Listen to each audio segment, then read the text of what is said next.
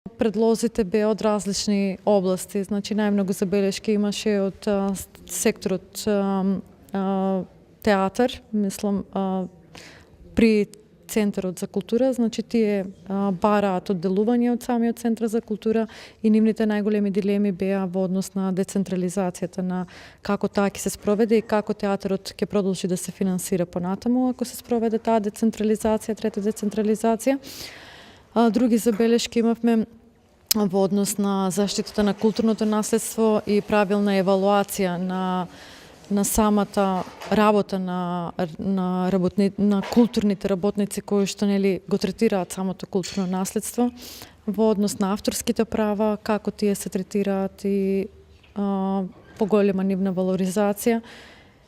Тоа беа значи главните предлози и забелешки. Забелешки до каде вие ги доставувате?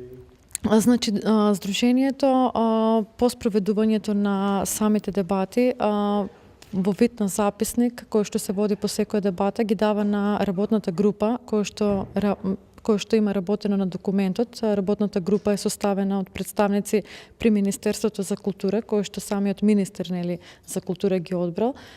Така што овие предлози ќе бидат доставени до нив, па тие понатаму треба да ги селектираат и да одлучат дали ќе влезат или нема да влезат во новиот стратешки документ. Значи, самиот проект на овие јавни дебати е замислен предлозите да доаѓаат од самите културни работници и значи културната политика да се спроведува по оска или по линија од оздола нагоре, не од одгоре политиките доаѓаат па надолу кон сите културни чинители кои што се дел од таа културна политика и кои што ја сочинуваат културната политика и ја развиваат. Значи, исто така и целта на овие дебати беше и е овој систем да се малку децентрализира, бидејќи дебатите само се одвива на овие национални стратешки документи, се одвива само во главниот град Скопје. И сакавме вистински да ја децентрализираме, во вистинска смисла и носењето на таа културна политика во иднина и сите чинители од внатрешноста да се вклучаат во одлучувањето. Така да сметаме дека ќе ја постигнеме целта. Театарска работилница како коорганизатор или координатор на овој проект на Културен зен од Струмица помогна во организирањето на јавната дебата за предлогот Стратегија за култура 2018-2022. Како што видовте, имаше поголем број присутни од повеќето области на културата, од музеот, од театарот, од музиката, од невладините организации и од библиотеката, се разбира, како и од Центарот за култура. Па се надевам дека заклучоците кои што се донесува и кои ги забележа представниците на Министерството ќе бидат вметнати во стратегијата и дека ќе се донесе еден добар закон во поглед на стратегија за култура која што ќе биде репрезентативна и ќе може да функционира и на локално и на национално ниво.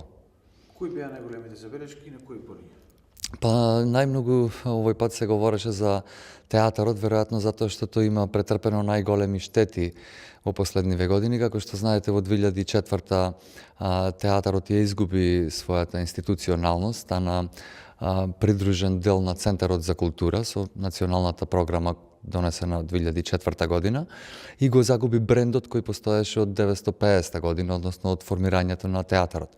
Сега, за жал, Прилеп нема театар, односно тој функционира како оддел при Центарот за култура и мислам дека и повеќето театри од разменувањето на информации со колегите во другите градови каде се случи ваква јавна расправа и тие исто се борат за одвојување, односно институционализирање на театарот, веројатно понатаму без разлика дали ќе биде финансиран локално или на национално ниво, условите и критериумите треба да се подигнат на многу повисоко ниво.